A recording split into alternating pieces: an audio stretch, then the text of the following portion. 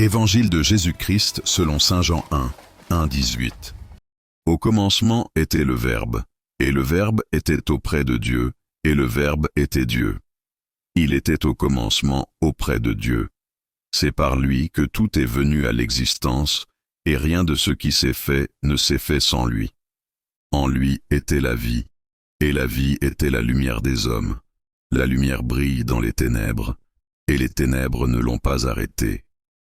Il y eut un homme envoyé par Dieu. Son nom était Jean. Il est venu comme témoin, pour rendre témoignage à la lumière, afin que tous croient par lui. Cet homme n'était pas la lumière, mais il était là pour rendre témoignage à la lumière. Le Verbe était la vraie lumière, qui éclaire tout homme en venant dans le monde. Il était dans le monde, et le monde était venu par lui à l'existence, mais le monde ne l'a pas reconnu. Il est venu chez lui, et les siens ne l'ont pas reçu. Mais à tous ceux qui l'ont reçu, il a donné de pouvoir devenir enfants de Dieu, eux qui croient en son nom. Ils ne sont pas nés du sang, ni d'une volonté charnelle, ni d'une volonté d'homme. Ils sont nés de Dieu. Et le Verbe s'est fait chair. Il a habité parmi nous. Et nous avons vu sa gloire, la gloire qu'il tient de son Père comme Fils unique, plein de grâce et de vérité. Jean le Baptiste lui rend témoignage en proclamant « C'est de lui que j'ai dit, celui qui vient derrière moi est passé devant moi, car avant moi il était. » Tous nous avons eu part à sa plénitude, nous avons reçu grâce après grâce, car la loi fut donnée par Moïse, la grâce et la vérité sont venues par Jésus-Christ. Dieu, personne ne l'a jamais vu. Le Fils unique, lui qui est Dieu, lui qui est dans le sein du Père, c'est lui qui l'a fait connaître. Acclamons la parole de Dieu. Cet extrait du prologue de l'Évangile selon saint Jean, 1, 18, est un texte fondamental pour comprendre la foi chrétienne.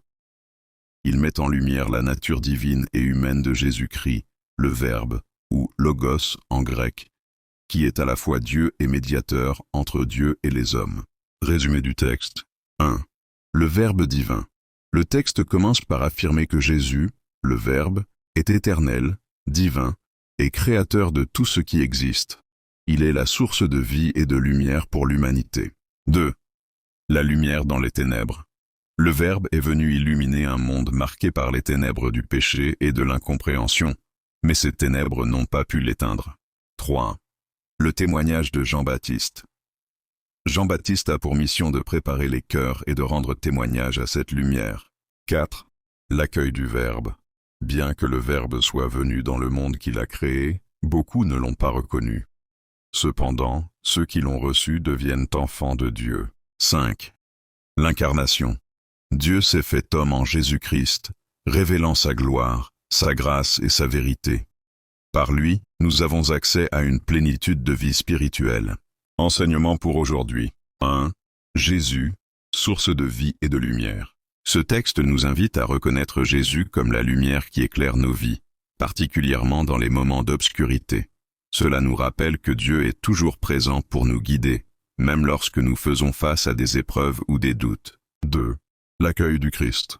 L'Évangile met en évidence le défi d'accueillir Jésus dans nos vies. Beaucoup refusent ou ignorent cette lumière, mais ceux qui l'acceptent deviennent enfants de Dieu. Cela nous pousse à réfléchir. Sommes-nous ouverts à recevoir cette lumière et à laisser Dieu transformer notre vie? 3. L'incarnation, un signe de proximité. En se faisant homme, Dieu nous montre qu'il partage notre condition humaine. Cela nous enseigne l'humilité et la solidarité. Nous sommes appelés à vivre une foi incarnée, en aimant et servant les autres comme Jésus l'a fait. 4. Grâce et vérité. Jésus apporte grâce après grâce. Cela signifie que sa présence nous offre continuellement des opportunités de grandir dans l'amour de Dieu et des autres. La vérité qu'il révèle nous invite à aligner nos vies sur des valeurs profondes, justice, paix et fidélité. Conclusion. Cet évangile nous appelle à vivre dans la lumière de Jésus, à l'accueillir comme le centre de notre vie et à témoigner de son amour auprès des autres. En nous ouvrant à cette lumière, nous trouvons un sens à notre existence et devenons des instruments de paix et de grâce dans un monde souvent marqué par l'indifférence et les ténèbres.